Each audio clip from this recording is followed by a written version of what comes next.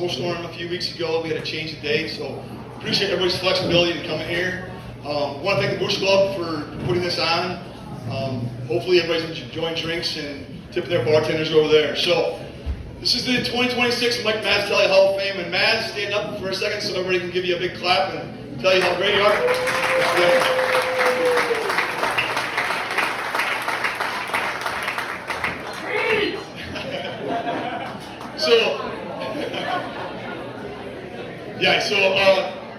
So a very interesting night, or I should say interesting, a very neat night. Through the dominated history of wrestling, we've had 2 times where we've had 2 state finals. But in 2016, we had 3 state finals. And going into the state tournament that year, Tanner Welsh and Ryan Keach were both 1 seeds coming to the state tournament. And Mike Otomo was a 4 seed. And you go up there with a thought process of what could possibly happen, the good things, but there are so many bad things that can happen in the state tournament. There are injuries, bad luck. But to have a year like that with those 3 kids, those 3 seniors, to all pull it off, and you kind of knew this was a deal with Ryan, Tanner, and Michael.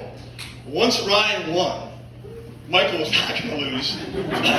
Once Michael won, Tanner was not going to lose. 3 very competitive people that were the anchor of our team for wrestling. They were the same anchors for the team that football season. They enjoyed a great football season, which led over to a great wrestling season for them. So we're going to talk about these 3 for a little bit. We'll worry about the other guy, Dave, at the end. We'll have some funny stories about this. But our first inductee, Ryan Keach, 2016 Minnesota State champ at 138 pounds. Section champ at 138 pounds. Senior season, 38 wins, 23 pins. And probably 23 were from the Keacher. 2015, he was a Minnesota State runner-up. 2015, the section state champ. 136 career wins Ryan had. But kind of an interesting story about Ryan. So Ryan moved here in, I'm going to say 4th grade, Ryan? Yeah. 4th grade? Didn't know a lick about wrestling. Nor did his dad. No. Yeah. Yeah. So when Ryan moved here, he got in the class. So he's with Tanner, Michael, Alec. All of his friends were wrestling. So Ryan just gravitated towards wrestling. A kid that picked up on the sport very, very quickly. Ryan, one of Ryan's greatest attributes ever is super competitive, incredibly competitive. And so Ryan started out 4th grade, and you'd see him lose a match, and he'd be so pissed off. It's like, okay, first year of wrestling, you're in 4th grade, it's okay, kid. But he hated it.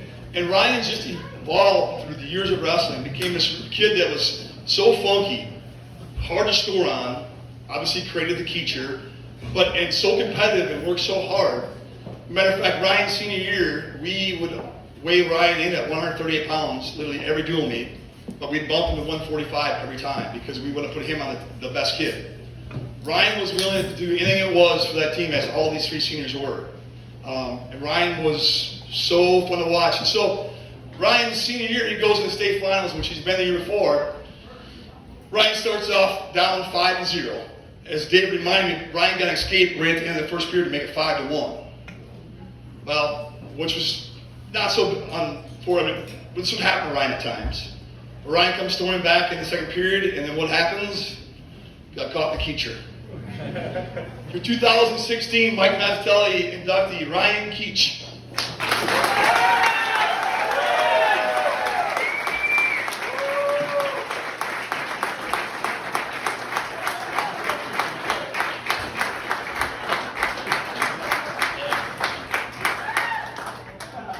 All right.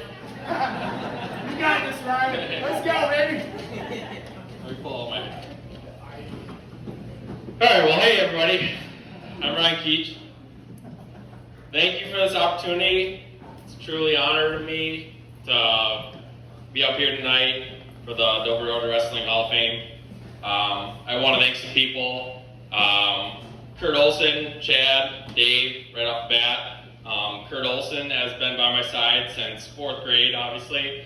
Alec Olson kind of got me into wrestling big time. He's my best friend going through high school and all through grade school. Kurt Olson, he believed in me from my very first tournament. My favorite memory with Kurt was one tournament as a youth. He took me and a bunch of kids to a tournament, and after the tournament, he said if whoever got first he got to say a swear word. And that's Where was it? It was at his camper in Fairbolt.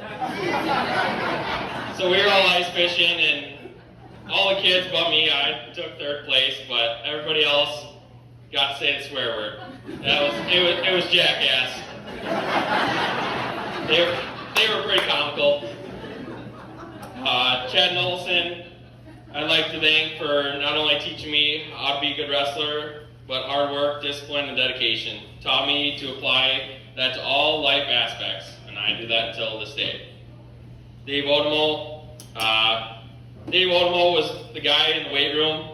Whether you wanted to get jacked, lose a couple pounds, he was your man. I remember one time with Dave Otomo, I got hurt one weekend, wrestling, and I need to lose some weight for the next tournament. And Dave Otomo took me into the weight room, and he put me on the elliptical. And I'm like, God, I'm not going to get a good workout on this elliptical. It's just an elliptical. And well, no, he proved me wrong. 30 minutes later, I was dripping sweat. I lost the most weight I've ever lost in a practice on an elliptical, and I couldn't believe it. But yeah, so thank you to my parents, my teammates. Thank you, Mom and Dad. I wouldn't be here, standing here without you. I'm proud to be a part of WO Wrestling. It's an honor of mine. And yeah, thank you, everybody.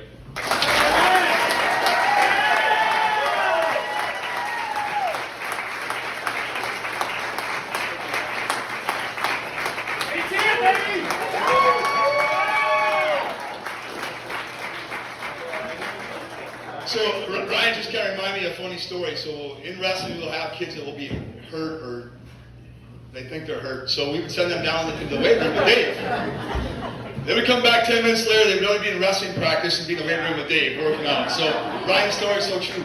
A lot of injuries were fixed pretty quickly with Dave. So, yeah, that's so true. They come back almost crying. So, and if you know Dave, he's one of the nicest guys in the world, but he loved it, see kids work, and he would make you work. So, we'll talk some more about our next inductee, Michael Otomo. Michael Otomo, 2016 Minnesota State champion, 170 pounds. 2016 Section 1A champion. 44-1 his senior year, 144 career wins. Kind of an interesting stat about the three of these kids. Between the three of them, they had 444 combined wins. Oh, shit. Yeah, it's unbelievable, right? You think about that. So, but back to Michael's story. This is kind of a funny story. So, Michael, junior year, dislocates his elbow in the section meet. That summer, it so much reminded me of Danny Gray. Danny Gray's junior year, he got beat out of state. He came back with his vengeance. Michael Otomo the same way. Michael Otomo's whole summer, he trained, wrestled, went everywhere to get to work on everything he had to work on. Came back his senior year, had a great football season, came in the wrestling room, was unbelievable. He worked his tail off, was laser focused, wanted to score points like crazy, could tilt just about anybody. So we go into the state finals, and Michael's going to wrestle this kid I'd say this kid's a big bully. This kid's really, really tough, but he scores a lot of points early and would pin kids early. So the point of the story for Michael is you got to be in this match early. You can't get too far behind, which I thought it was worse, but it was like 5-3. It's not terribly bad. But then Michael gets knocked out in the second period.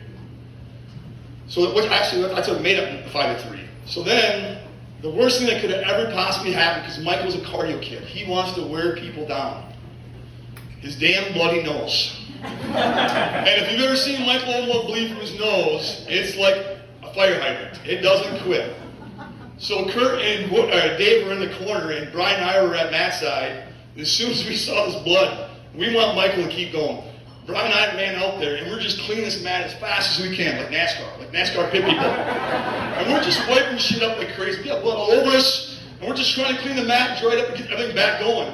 And they're over there stuffing cotton. Michael literally has cotton in his eyes. Keep plugging his nose. And there must have been 6 stoppages in that match. Probably the longest state finals match ever because of the time.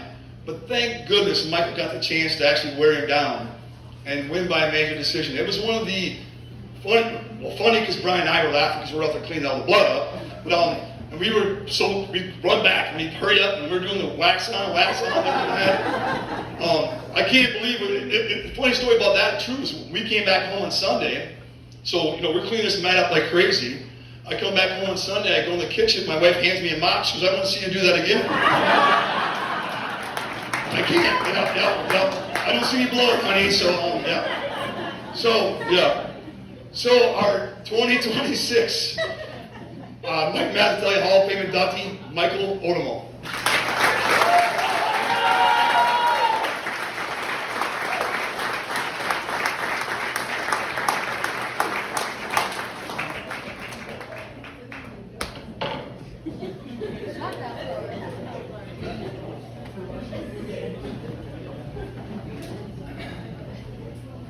Alrighty, thanks for coming out, guys. I truly appreciate it. Very grateful to be inducted into the Hall of Fame.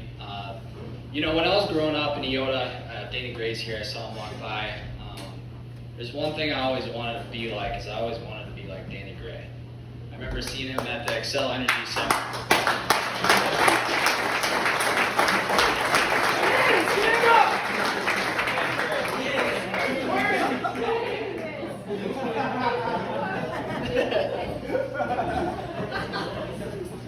But no, I remember just Danny working in our basement and just grinding his tail off and just putting in the work. And I was like, I want to be like that guy. Grinding his tail off, just dominating his opponents. And I didn't know what it really was going to take to be a state champion. I always had the goal of being a state champion. That's literally, you can ask my parents, you can ask my siblings, Marcus and Logan, anybody around me daily. That's all I thought about was being a state champion. There's nothing else that I wanted in my youth. A lot of people know me that it wasn't always great. There's a lot of downfalls. I dislocated my elbow. I didn't make it to state until my senior year. I only made it to state 1 year. Now, when I was growing up, I was always looking at the people at the Excel Energy Center of like, those people warming up before the finals match of, what are they thinking before that finals match? I was always thinking about that. What is that kid thinking before he goes out there? I was like, I bet you they're so nervous. I bet you they're so nervous to go out there. I was wrong. I remember when I was in my state finals match, I was the most calm I've ever been in my whole entire life. There's probably a photo over there. I'm sitting by Kurt Olson, and then my dad just sitting on the side. And I just knew that I was ready to go. Oh yeah. I was ready to go. And like he said, Chad said, like I had one of the craziest summers. I put in a lot of work. I worked with J-Rob, R.I.P. J-Rob. He just passed away with Minnesota Gophers. Black hat, baby! But that summer changed my life. It definitely, wrestling changed everything for me. Just being able to get the big scope of what wrestling is. Wrestling is the blueprint to life. And if you know how to actually attack the sport mentally, physically, and surround yourself by good people, you can do a lot of big things. So what he teaches me is that you have a definition of hard work, and I have a definition of hard work. And ours are miles and miles apart. I was like, yeah, whatever, old man. Like, I know I work hard. I go through the camp, the first day of the camp, I'm not kidding you, we're doing this 1 mile run. It's a 10-minute run to do our actual workout. I kid you not, the guy sprints off, we're in like a group of like 20 people. I'm left like 2 blocks behind. I'm like, shit, this is gonna be a long 10 days of camp. Like, I have no idea what hard work is. But in those 10 days, it truly changed my life, and that's where I had that success, and that's where the process literally became my obsession, was the process. And what actually built that it was Chad, it was Kurt, it was my dad, it was my brothers, the people around me that built me up to it. So I could not be here without those guys, and especially the Dover Yoda community. So I want to give yourself a round of applause right now.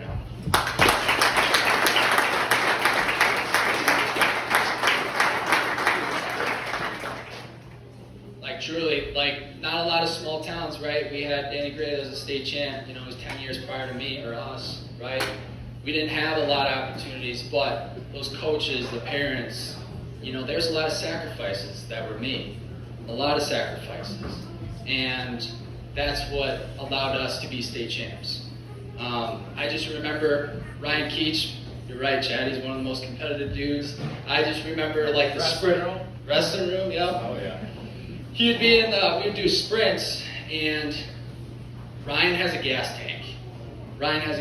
And I would always try to beat him, but he always beat me. I would just be so Hall runs? Yep, hall runs. I'd be so pissed off. But that's what it. Yeah, he did. He did. But that's what it takes right there, is just to surround yourself by good people that are going to push you. And that's like what I said, like blueprint to life. That's what wrestling is, and it's taught me everything I've known. And we just keep elevating from here. But I just appreciate you guys coming out. Thank you again for Otomo Wrestling. Yeah, that was it. Thank you.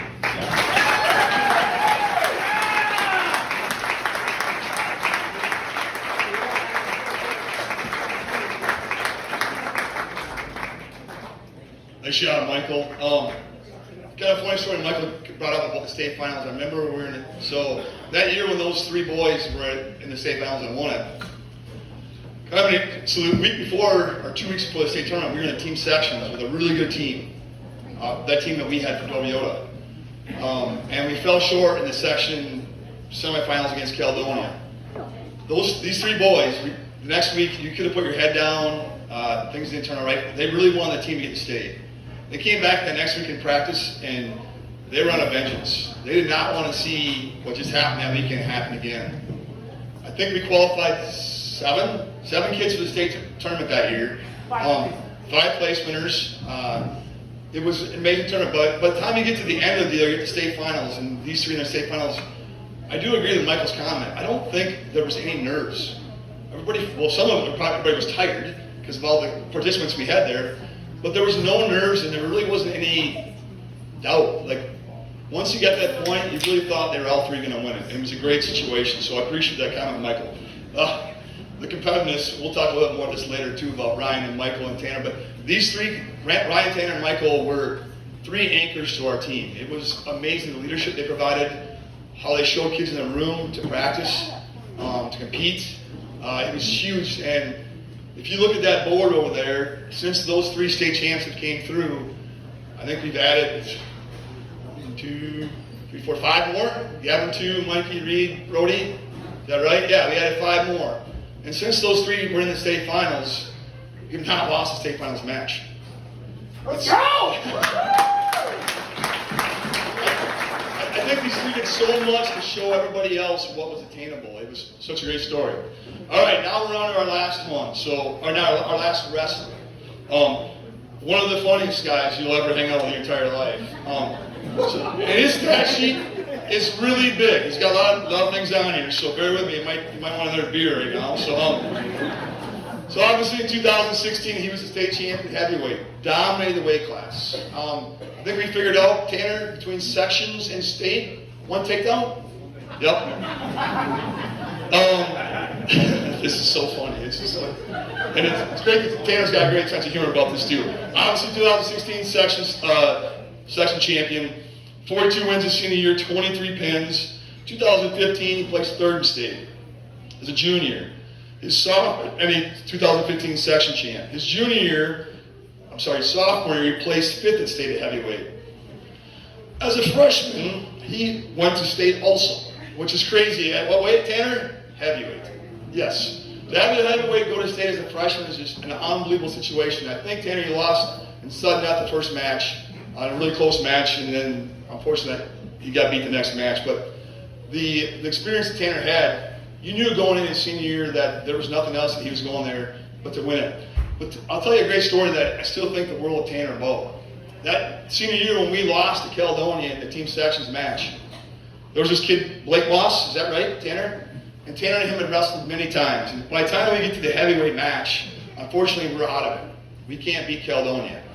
We were hoping it came down to Tanner to have us win, but in this situation we're down too much, Tanner can't win. Tanner's down 3-1, I believe, on bottom, with roughly 20 seconds left. Tanner gets a revert and has every reason in the world to lose this match. The team, we kind of laid the egg. Nobody would have thought any less of Tanner if he would have. Tanner gets a reversal with 5 seconds left. goes into sudden death, beats Blake Moss in sudden death. He had every reason. He's disappointed. He thought this match was going to come down to him for the team to win, and it didn't work out. I give him so much credit in that situation. It's so hard when you're let down from the team perspective. But give him, so much credit. So our 2026 Mike Mazzitelli Hall of Fame inductee, Tanner Welsh.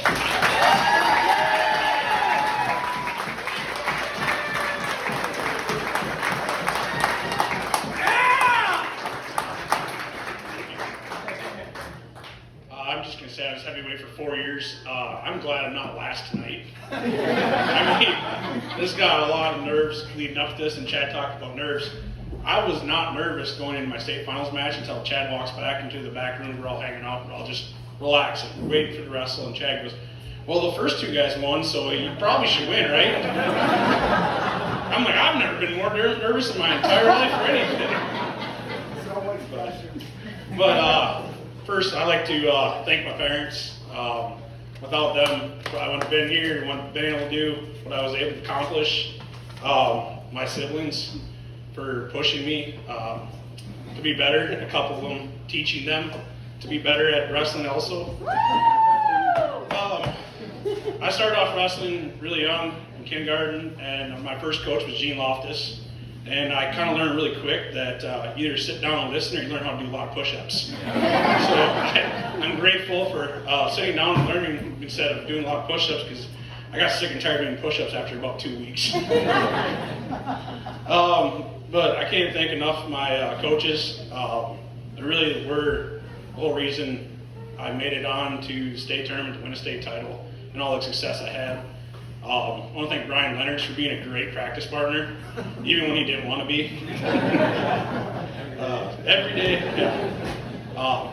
I was in a room with just me and Noah Teed was my practice partner for 4 years, and then Brian get looped into that and doing 3-ways. I'm glad that he was in good a shape as he was, because it really had benefited us a lot. I'd like to thank Kurt. Kurt, my 8th grade year, I actually came in the room, turned in my singlet, turned in my warm-up, and said I was done wrestling. I'm done. I was sick and tired of getting my ass kicked. I was sick and tired of, being beat up by the senior kids. And you come in the room as a bigger kid, and you're on top of the world in youth, and you go into the varsity program, and now you're wrestling bigger kids than you who are seniors, you're getting your ass kicked. It sucks. So I turned in my uniform, I turned in everything, and said I'm done. And Kurt stopped me in the hallway, convinced me that no, we've got a long way to go. You're just getting started. That was huge to me. I ended up finishing 5th in sections that year as an 8th grader. But if it wasn't for that, probably would have been done with wrestling. So thank you, Kurt, for that.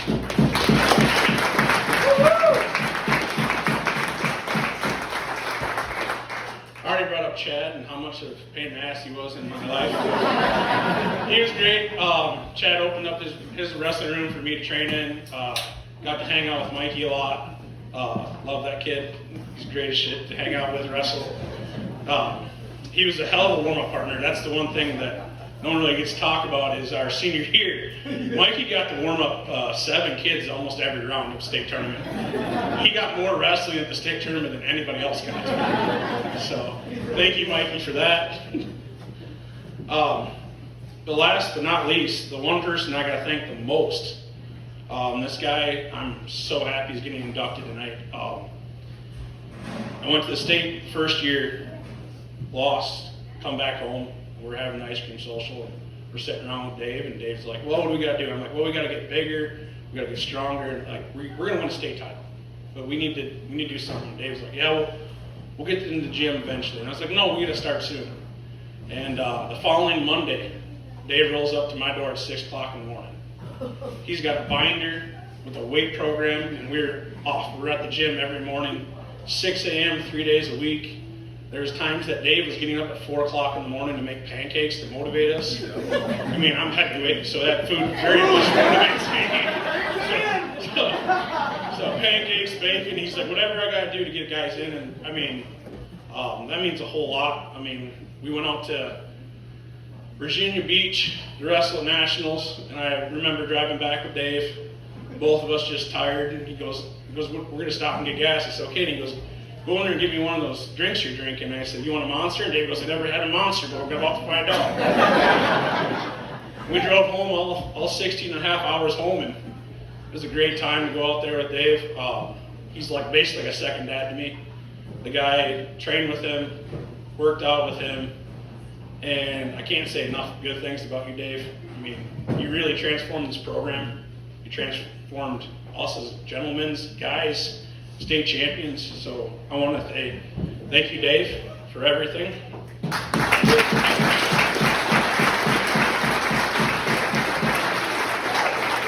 And that's all I got to say. So, a lot of pressure, Dave.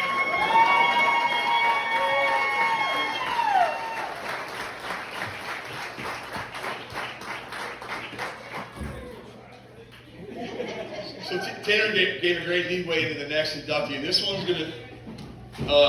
I think Brian, Dave, I, Woody, Ethan, we're all so fortunate to cross paths with Dave, to have the opportunity to coach with Dave. Dave coached youth football. He coached youth wrestling, coached varsity wrestling. Literally, if you would have went to Dave and said, Dave, we want to start a gymnastics program, Dave would have read a book and would have figured it out. Shoot, I mean, I'm not kidding you. We'd go home after a varsity drill meet, and I wouldn't see the email until the next day. He'd email at 2 a.m. with stats and videos and everything else.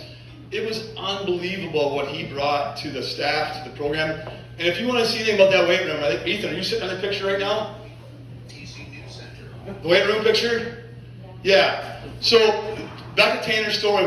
When Dave started the weight program in Toyota, it was Tanner and Michael and Dave. It's the three people in there. And I think Mikey and Marcus, a few people started. It took a few years before it took off. And I came in there one year, and Dave had made up 8,000 dozens of scrambled eggs, bacon. He had food in there. He was doing and gallons of milk out of his own pocket. He was doing anything he could to get the kids in and to work out. If you see the pictures at the end, that weight room was full of 40 kids, and not just 40 wrestlers. That weight room was open to anybody that wanted to come and work out with Dave.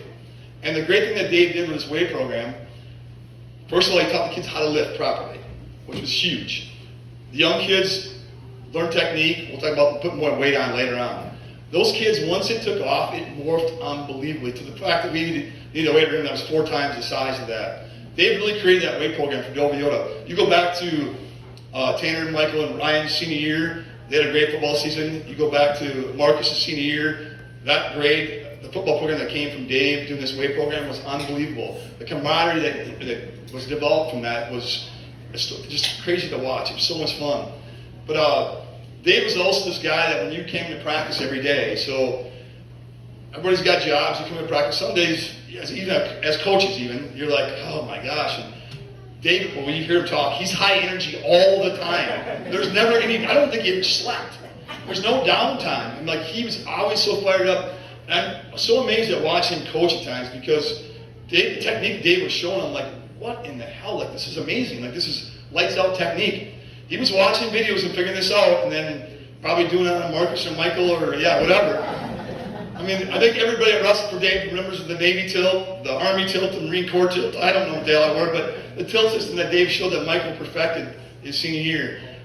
Dave was unbelievable to our wrestling program, to our football program, to our community. If you look at that picture again, the 3 state champs, the kids that came afterwards, Dave coached every one of them. Brody, Gavin, all coached by Dave for 2 years. All spent time in that weight room. All these kids that we're talking about, all were part of Dave. There's one common denominator. It's a crazy thing to think about. I mean, and we were so fortunate to come through. I was so fortunate as a coach, Kurt, Dave, or Brian, Woody would all agree. We were so fortunate for us as coaches, but also our kids to come through the time with Dave. I'm not going to sit and embellish me anymore because we'll talk later, but 2026, Mike Mazzitelli, inductee, Dave Otomo.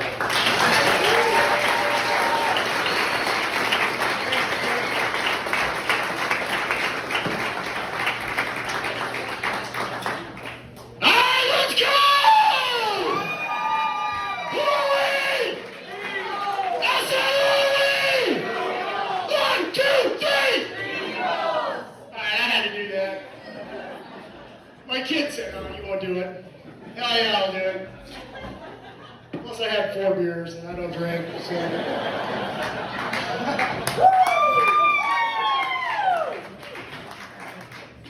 Okay, well, I wrote all this out. You know, the boys did an extraordinary job at giving their speeches. I'm amazed. I mean, they didn't look down at nothing, you know? And I wrote all this stuff this morning. I'm a procrastinator. I got lazy. I'm sorry. But I'll start my speech. I mean, if you would have told me back in 1997 when I moved to Yoda that I'd get inducted into the Hall of Fame and Dover Yoda, I would have said you're freaking crazy. But here I am, 29 years later, standing in front of all of you being inducted into the Hall of Fame. And wow, that's freaking amazing. So, I guess first off, I need to thank my wife. Come on, we gotta cheer for that. Let's go! My wife, Carrie,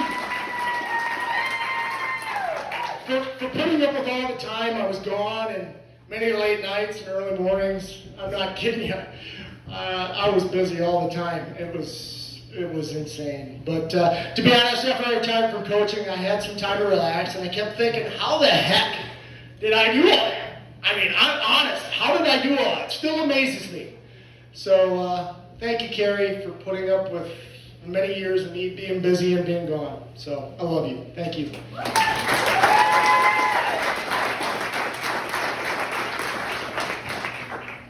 You know, I have to also thank my oldest son, Logan. Logan Otomo. You know, we used to do this all the time. You know, I had a mat down in my room, and, you know, Logan was our first grader, and I had the boys, they would all dress in singlets, and I'd come down, and I'd announce her weight. I'd go, all right, weighing in at 103 pounds, with a record of 70-0 with 42 pins, Logan Otomo! I would do that for all 3 boys. And they loved it, man, because I'll be honest, let me get back to my notes, I'm sorry. I went off tangent there.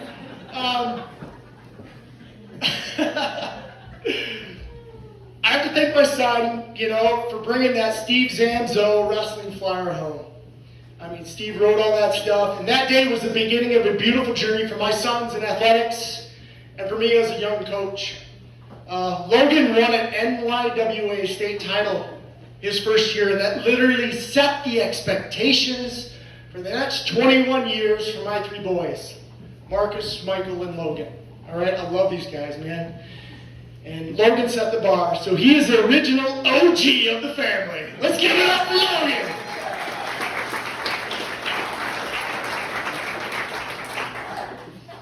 You know, I have to thank a good friend of mine, Brian DeFrang, for always believing in me and pushing me to coach. We were roommates in college and worked together in after college for over 10 years. And we were both wrestling geeks. I mean, we knew everybody. We wrestled, and I could never stop his Kelly. He always suckered me into that. Always pinned me. God damn it. But he's the smartest guy I know. Literally, he would tutor me and Tony in chemistry, and he didn't even need the books. He just derived the equations. He's freaking smart. He didn't even need the books. He just, you know, I mean, and we would just shake our heads about it, and he's a Mensa member. I mean, I wish Brian was here, because he's so freaking smart, man. And, you know, we went jogging together in college, and he literally sprinted the whole way. That was the last time we ran together, because he would just sprint. I was so far behind. And he's simply amazing, and he still runs over 3,000 miles a year. I know Brian's not here, but let's give it up for Brian. He's a freaking machine. I mean, he's literally like the human form of AI and the Terminator. I mean, it's just amazing. So I gotta give it up to Brian. I mean, he really encouraged me, you know, all the time. We used to talk wrestling all the time, and I mean, we were such wrestling geeks, and we talk about Chad Nelson, right? I mean, God was amazing. So, let's see here, where am I? You know, I had some great mentors over the year. You know, prior to coming to Yoda, my number 1 mentor was my dad, Luichiro Dean Otomo. You know, he taught me discipline, integrity, and kind of ingrained that indomitable spirit in me. many years of training in karate, boxing, and I got thrown around in judo a lot by my dad, but he made me believe in myself, and I really needed it at that time.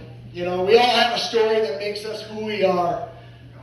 When I was younger, I was different than everyone else. I mean, you can recognize me from most people, right? And back in the 70s and 80s, I was different, you know? And I can't tell you how many freaking fights I got into when I was a kid. Far too many, and many times early on, I was on the losing end of it.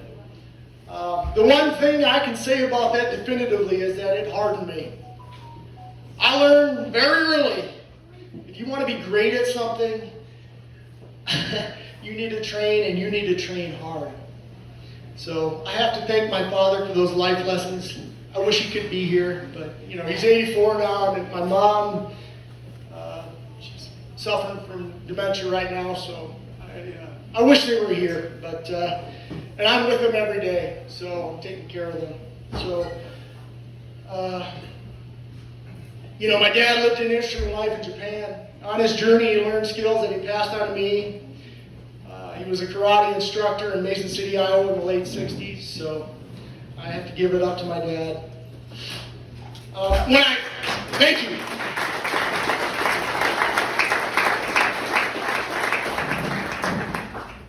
Now, when I started helping out the youth program, I took on about every role you could think of, and even some we made up at the time. It was a great learning experience. Many of the fundamentals I learned from some great coaches. And to be a great coach, you need to take the best qualities from all those coaches and put your own spin on it. But there's many coaches that made me who I am right now. And I'm going to list some of those guys out. I didn't see Steve here, but Steve Zamzow. You know, he was loud, decisive voice. He kept things short, very simple, very organized, and always had a practice plan in place. So give it up for Steve Zamzow.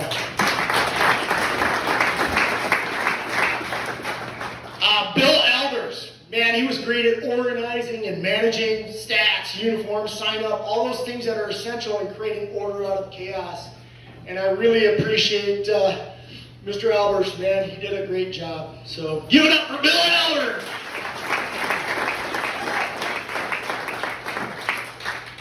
Terry Leonards, he was perhaps the most positive coach I've ever seen. And I really modeled myself after Terry, man. I mean, kids loved him. I'm not kidding you. And he kept things so upbeat and fun. And that was one thing I learned from Terry, man. You know, Brian would probably say something different, you know. But Terry really was, I really modeled some of my coaching, my positivity, and wanting, you know, kids to be, you know, want to wrestle and just think this is fun. And people gravitate, you know, Logan really gravitated towards Terry. And that was one part I took from Terry. So I appreciate you, man. Thank you.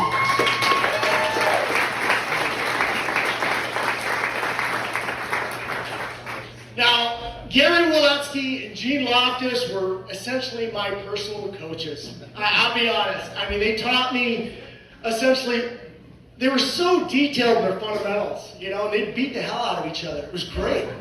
And they demanded your attention, you know, so I can't say enough about those two guys, man. They really taught me the fundamentals, and, you know, when I started coaching, you know, I wasn't a great coach, but Gary and Gene really taught me a lot, and I learned so much from those guys. I mean, when you're a young coach, man, you listen to everything these guys have to say, you know, and every detail. So, thank you, Gary and Gene.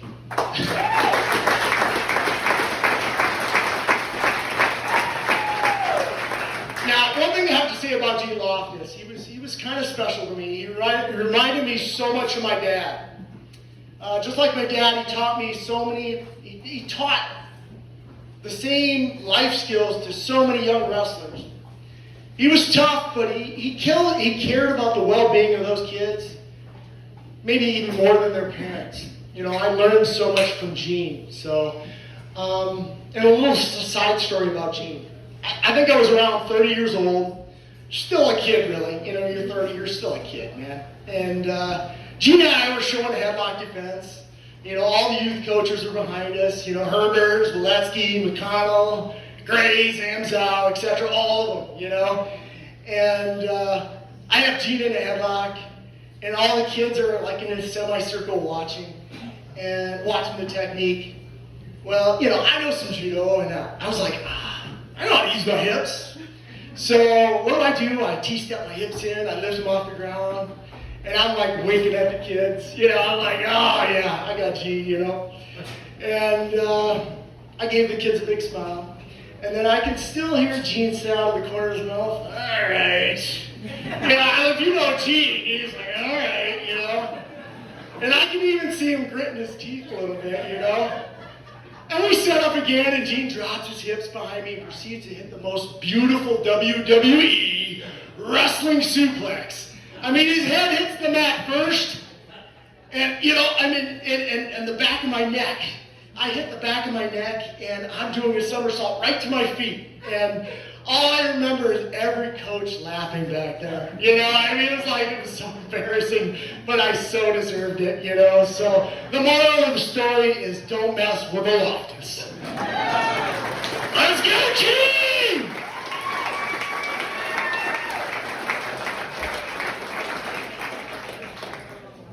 All right, I had some influences by like Jared Lawrence and Brandon Paulson from Pinnacle. I really kind of followed their training style, their techniques and intensity. I mean, I watched every practice for several years when Michael was going there, and I learned so much from them.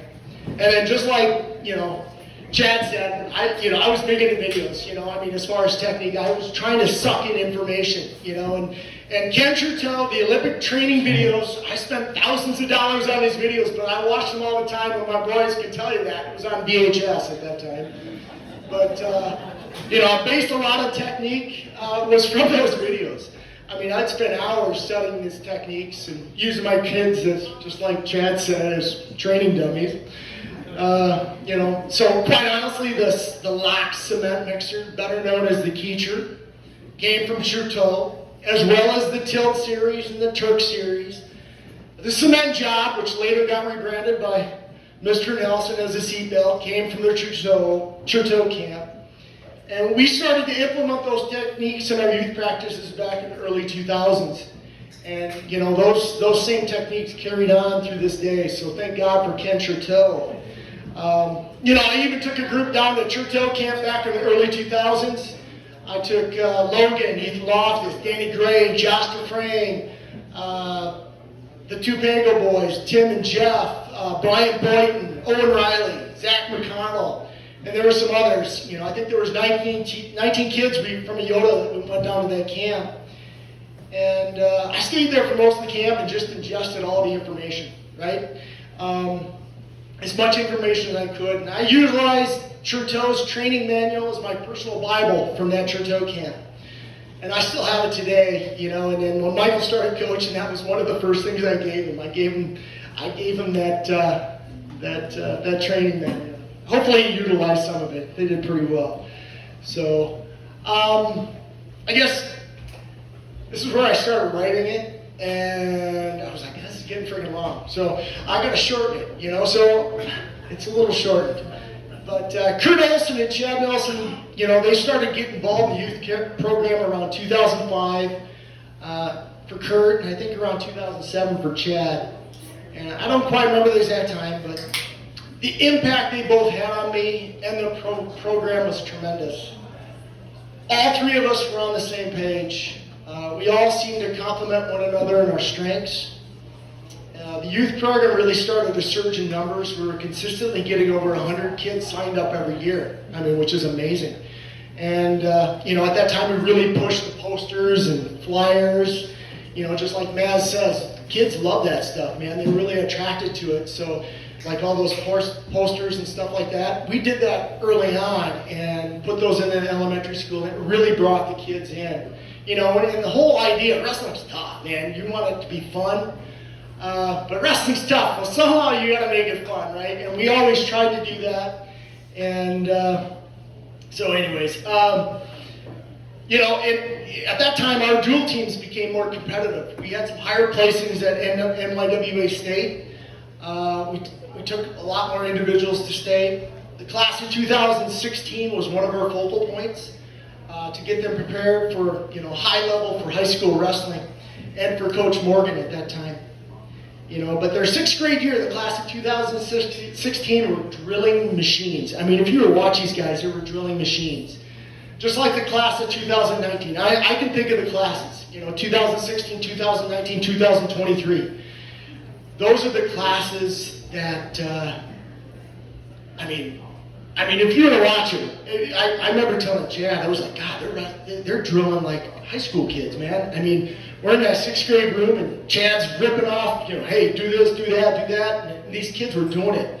And 2016, 2019, and 2023, those were the classes, man, that really, really excelled. So I'm pretty proud of that.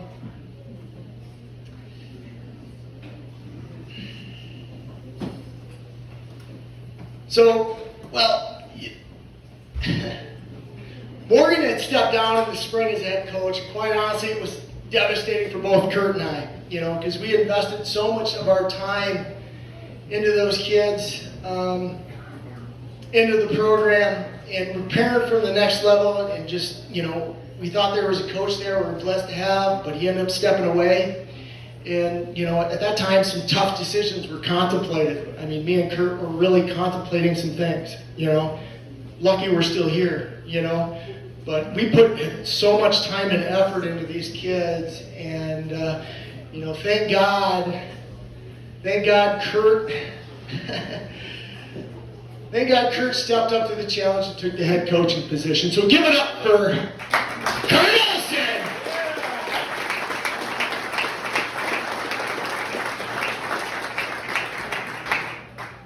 I love you, Kurt, man. I love Chad too, man. Both you guys are my guys. I'll do anything for you. Who do you love more, though? I love you both. Let's go,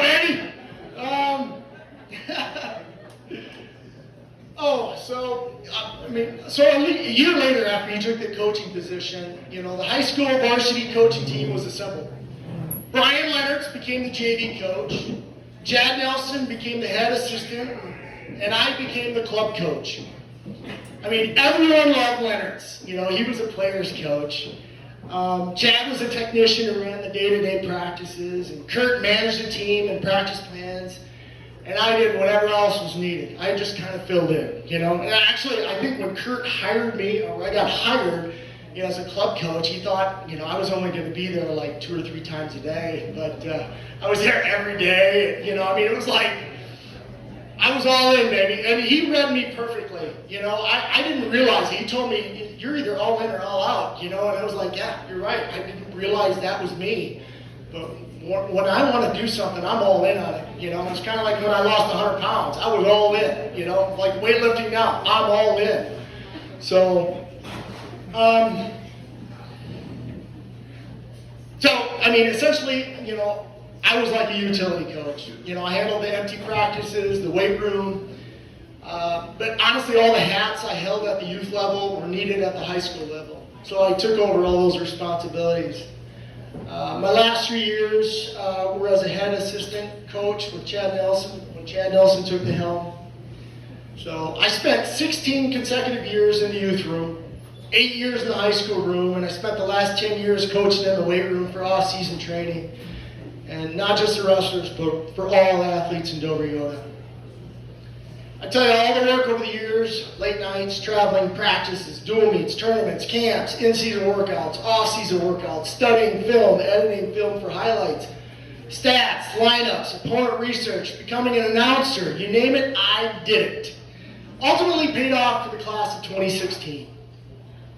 I stand here tonight, proud, retired coach that helped 3 state champions from the class of 2016, Ryan Keach, Michael Otomo, Tanner Welsh, to attain their goals. And I'm so proud to be inducted into the Hall of Fame with these 3 warriors. Let's give it up for those 3 guys.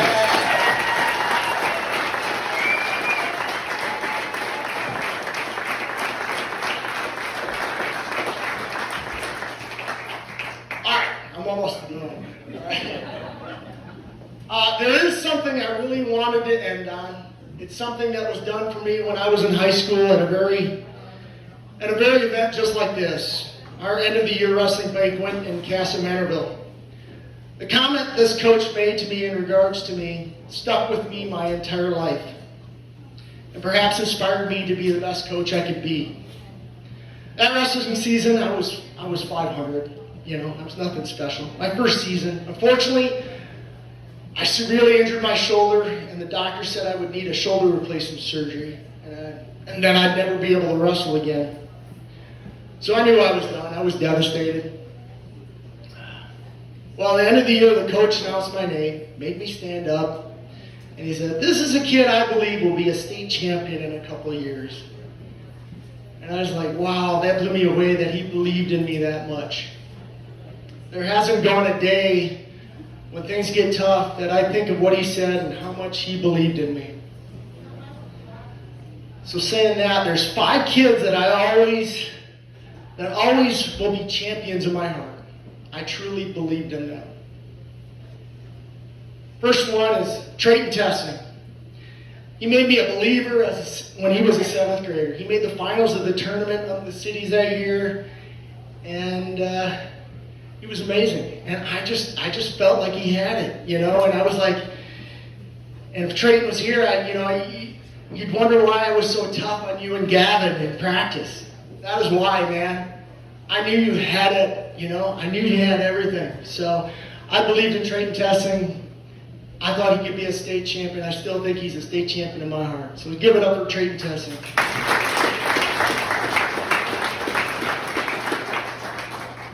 Keaton Schaefer, one of the toughest wrestlers DE has had.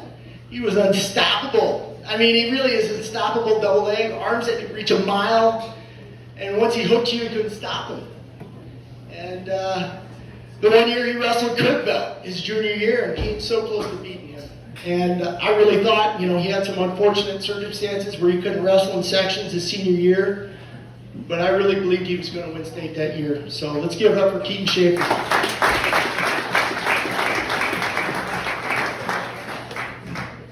All right, my next 2, I put them together because they have to be. Taylor Dufresne and Marcus Otomo. 2 of the best pure wrestlers I have ever seen. I'll be honest. 2 of the best pure wrestlers I've ever seen. I could spend hours just watching them wrestle one another. It was like mind-boggling. They're just crazy scramblers. You know, in 2019, we took 3 guys up, and I really believed they were going to win it all, just like the 2016 guys. I really thought we were bringing 3 state champs home. You know, Michael Nelson ended up winning it. You know, Taylor and Marcus both placed, but in my hearts, they're still state champs in my mind. So I believed in both of you guys. So let's give it up for Taylor Dufresne and Marcus Otomo.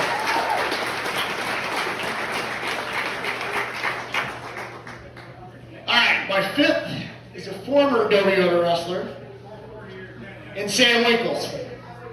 And you probably don't remember him, but Mark used to coach here, and his sons all wrestled for Doriota, and Mark taught me so much back in the day.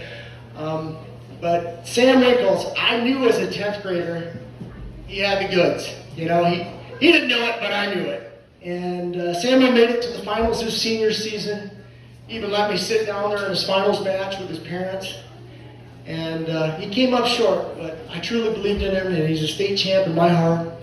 And, you know, for those guys I just mentioned, I just want you to know I believe in you. And when that coach said that to me when I was young, I still think of that, you know, maybe once a month. I think about it, you know. That's the impact a coach can have on you.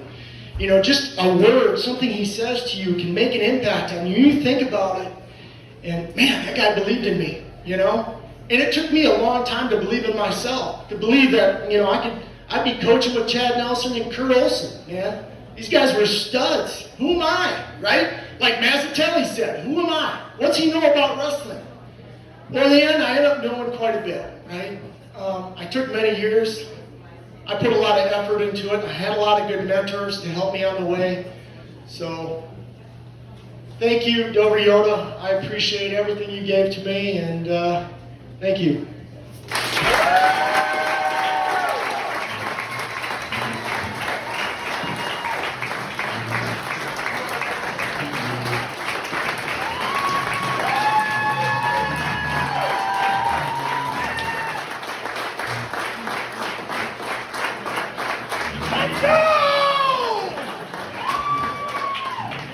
Somebody get Dave another beer right now. He needs a beer right now. So, I got a couple funny stories I'm gonna tell, and then we'll be done here. So, when we were back in high school coaching, they used to have open gym on Sundays. I don't know if they still do, but Kurt and I and Dave and Mikey had to be in open gym on Sunday, so we decided we were gonna play some basketball. So, Mikey ends up being my partner, and we're playing against Dave and Kurt.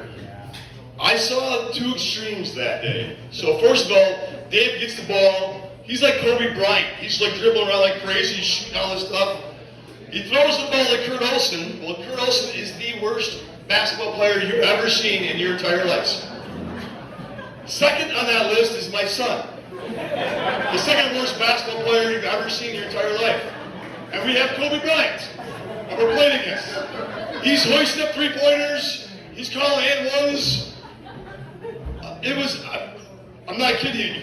Kurt and Mikey on a basketball team is the worst thing you've ever seen in your entire life. So one quick story I'll tell you before we're done. So one of the great things you get to do with the Hall of Fame is you get to call the inductees or let them know they're going to get inducted in the Hall of Fame. So first of all, I sent Ryan Keach a text. I get a text back, who is this? I'm like, you don't have my number anymore? Like seriously, so I text back, it's Shad Nelson. And then you hear this little pause. So I called him. I said, well, Ryan, you know you're going to be inducted in the Hall of Fame. I said, it's going to be obviously you three amigos, you, Tanner, and Michael, which we all knew was going to happen. And I said, Dave's going in too. He goes, Dave's going in? Hell yeah! But it was funny because when he called, and obviously Michael was his dad, when he called Tanner and told him also that Dave's going to the Hall of Fame, the excitement that Tanner had too, that you can see what Dave has done for so many people and for all these wrestlers and us in general. And you think about those boards over there. Dave created all those boards that are there right now. Dave was the one that created the state champion posters that hang in our wrestling room. We talk about the things that Dave did from a weight room and coaching perspective, but it's also a lot of this marketing that Dave did over the years to get more kids in. But those pictures are amazing. And Dave said if anybody has pictures, send them to him, he can make more. I think that's what he said, right, Dave? The state champion poster is amazing that he put together. These are all the qualities this guy brings besides just coaching. Like he can do all these things, like things that we can never do. My last funny story, so we were coaching, and it was, I think it was Kurt's last year coaching. We're in Dover Yoda. And one of the things that, one of Kurt's great strengths, not basketball, was going through a lineup. He loved to figure out lineups. So he'd go through everything, so what flip we wanted. So he's like, okay, we want to have odd. So figure the whole thing out. Kurt walks out there, gets a coin flip. They pick odd. Kurt comes walking back. He goes, they chose odd. I go, where do they know that we don't know? What the hell? So we're trying to go back to the lineup and figure out what we don't know. And why would somebody pick odd when we want odd? It was always the worst feeling in the world because you think they know something you don't know. And we weren't the smartest coaching staff, so like if somebody could, at times, figure this out. But I want to thank everybody for coming tonight. There's still drinks over there. Sitting, and Brian, we have anything else that we need to go through? Okay. Oh, but here's my last funny story about Brian, so we'll have a little fun with this. Yeah. So when we postponed the Hall of Fame, we're on the phone. I was on the phone with Dave and Brian, and Dave goes to Brian. He goes, "The only reason you don't want to have right now is because you don't want to speak, because this is not Brian's favorite thing to do is get up here and speak." So, but thank you everyone again. Appreciate everyone. Have a great night. Safe travels home. Yeah.